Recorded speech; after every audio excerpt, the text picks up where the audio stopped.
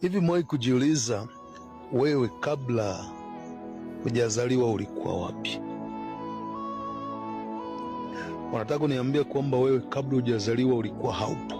Yaani ule wakati ambao baba na mama wanashirikiana kufanya uumbaji ndio ulitokea pale? Umewahi kufikiria hiki kitu na ulipata conclusion gani?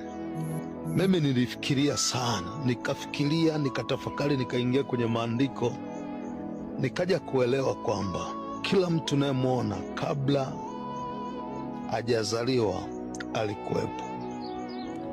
Na huyu unayemwona, ambaye unaniona mimi hapa sasa hivi, mimi sio mwili, mimi ni roho. Mimi ni roho. Sasa hiyo roho ilikuwepo kabla haijawekwa kwenye mwili uliotengenezwa na wazazi wangu. Nilifundishwa kwa mapana zaidi, mimi nataka nikumegee kidogo tu. Ni kama vile pale ambapo baba na mama au jinsia ya kiume na ya kike wanakutana kibiology, alafu ikatungwa mimba. Kuanzia siku ile ya kwanza inapotungwa mimba, Mungu anatafuta watu waliopo tayari huko mbinguni, kwa sababu kuna watu hapo walishaumbwa tayari, lakini ni roho. Ukumbuke hata Adam, wakati Mungu amemaliza kumuumba, akatengeneza tope pale, mavumbi ya ardhi, mwili ukasimama, lakini ulikuwa uwezi kumove, kufanya chochote kile. Macho nini, Mungu aliumba kiustadi zaidi. Biblia inaposema Mungu sasa kampulizia pumzi ya uhai, maana yake alikuwa anampa roho. Anampa roho, yani yule roho ambaye alikuwepo tayari anaweka ndani ya yule mwili. Baadaye anatokea mtu akaitwa Adam. Hakuitwa Adam kabla hajawekwa roho. Kwa hiyo Mungu anatafuta mtu ambaye yupo tayari kwenye ulimwengu wa roho, anamweka pale. Huyu mtu mwili ndio unamsaidia kusurvive duniani, lakini alikuwepo. Na ndio maana utaelewa Mungu anachomwambia Yeremia. Anasema, Yeremia, unasema mimi ni mdogo, ni mtoto, lakini nakuhakikishia kabla hujazaliwa nilikujua. Kabla hujaumbwa katika tumbo la mama yako nalikutakasa, nimekuweka kuwa nabii, au nilishakufanya tayari kwamba wewe utakuwa nani yuko duniani. Na Paulo anaongea kitu kile kile, anasema Mungu ambaye alinichagua kwa neema yake tangu tumboni mwa mama yangu aliniweka kuwa mwalimu wa mataifa, mtume. Kwa hiyo hawa ni wachache waliojijua kwamba walishakuwepo kabla hawajaja. Ila hii ni siri, ni fumbo ambayo hata mama hawezi kujua, baba hawezi kujua. Wao wanafikiri hiyo ni mtoto wangu, ni mtoto wangu, ni mtoto wangu. Na ndio maana ni rahisi sana kudharauliwa hata na wazazi, hata kama umebeba kusudi la Mungu. Ni rahisi sana kudharauliwa na ndugu, hata kama umebeba kusudi la Mungu, kwa sababu wao wanakuona katoto kamezaliwa juzi, kamezaliwa juzi. Yaani hiyo tekniki Mungu anayoifanya alishaifanya tayari kwa Yesu. Yule Yesu ambaye kalikuwa katoto ambako walikuja kukasujudia, kale katoto kalikuwa kanalia nga nga nga, wanasema mtoto mtoto, lakini yule alikuwa ni mtu mzima tayari. Kumbuke Yesu mbinguni alikuweko kama roho. Mungu ilibidi amtengenezee mwili ambao toke kwa Bikira Maria.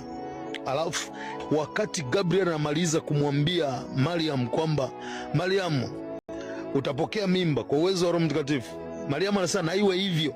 Anasema pale pale mimba ilishaanza kutungwa, na roho yule akashuka akaja kukaa kwenye mwili. Na ndio maana wanasayansi wanakubaliana na hii kitu kwamba huko tumboni mtoto, naye mdhani mtoto yuko tumboni ni kijusi, lakini kinasikia kila kitu kinachoendelea kwenye mwili, inasikia kila kitu. Yaani ana uwezo wa kuathiriwa na maneno yanayoendelea mwilini, ana uwezo wa kuathiriwa na magomvi ya baba na mama, au ana uwezo wa kupata afya na burudiko kulingana na vile alivyofurahi. Mama kifurahi, yani kuna namna vitu vinaendelea, utaelewa kwamba mtu huwa alikuwepo kabla hajazaliwa. Ndio kilichotokea hata kwa Yohana Mbatizaji. Kanazaliwa kwa Yohana Mbatizaji, Mungu alimchukua Elia kule mbinguni, ile roho, kwa sababu Elia ni roho. Wanapokuwa mbinguni ni roho. Yesu alishatuambia kwamba huko mbinguni hawaoi wala olewi, wanaishi kama malaika, ni roho. Kwa hiyo anachukua ile roho, anaiweka ndani ya mwili uitwayo Yohana Mbatizaji. Sasa na nguvu zake Elia zilikuwa zinafanya kazi ndani ya Yohana Mbatizaji. Ndio maana utaona sasa hata tabia za Elia zote zilikuwa kwa Yohana. Hiyo ndiyo siri ambayo Mungu ametuficha, wengi hawaelewi, lakini ukweli ni kwamba kila mtu aliyezaliwa alikuweko. Kabla hujazaliwa nalikujua, nilikujua ulipokuwa tumboni mwa mama yako, kwa kuwa nilikuandaa kuwa mtu fulani, nilifanya jambo la kukutakasa, nimekuweka sasa kwa kusudi fulani unatakiwa ulifanye. So acha kujidharau. Usiukafikiri duniani huku hata kama ukitengwa, baba mkubwa akupi msaada, nani mjomba akupi msaada, kakako aliyesoma akupi msaada, usiukafikiri wewe utashinda, utapoteana. Si mumeo amekuacha ameenda mbali, sijui nani waliokuwa ni msaada kwako, waliokuwa na kulipia ada wakaenda mbali wakakuacha. Usiukafikiri hautatimiza kusudi la Mungu. Na ndio maana Biblia ikaandikwa, amelaaniwa yule mtu amtegemee mwanadamu, bali amebarikiwa yule mtu amtumainie Mungu. Kwa nini? Kwa sababu kimtegemea mwanadamu, akili yako itakwambia kwamba mwanadamu ndiye aliyeniweka hapo, mimi ninaishi kwa sababu ya mwanadamu.